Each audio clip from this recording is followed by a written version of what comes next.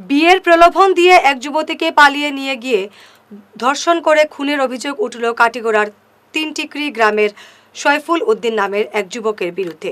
চাঞ্চল্যকর এই ঘটনাটি সংঘটিত হয়েছে কাটিগড়ার কান্দি গ্রামে। এই ঘটনায় সয়ফুল সহ ৮ জনের বিরুদ্ধে পুলিশে মামলা করেছেন যুবতীর অভিভাবকরা। অভিযোগ, যুবতীকে পালিয়ে নিয়ে গিয়ে প্রথমে ধর্ষণ করে অভিযুক্ত সয়ফুল, পরে বাড়িতে নিয়ে গিয়ে পরিবারের লোকজন মিলে যুবতীটিকে নির্মম অত্যাচার চালান। পরে জোর করে বিষ খাইয়ে যুবতীটিকে খুন করা হয়েছে বলে অভিযোগ রয়েছে। আমার বাতি উজিরে বাগাইয়া লিয়া গিয়া কেন ২০-৩০ খাওয়াইয়া মারিয়া রাস্তাত ফেলাইয়া এই ৪ জন মানুষে অত্যাচার করছেন করিয়া সুনা গয়না লিয়া গেছেন কি। এখন আমি চাই আর আসামের মুখ্যমন্ত্রীর কাছে আমি বিচার চাই, প্রশাসনের কাছেও বিচার চাই, সুবিচার চাই। আমরা বিচারটা আপনি করিয়া দিবা যাতে এইরকম ঘটনাটা আর মানে আসাম হয় না। আপনার কাছে বিচার চাই যে বিচারটা আমরা সুমতো বিচারটা করিয়া দিবা সুন্দর মতো।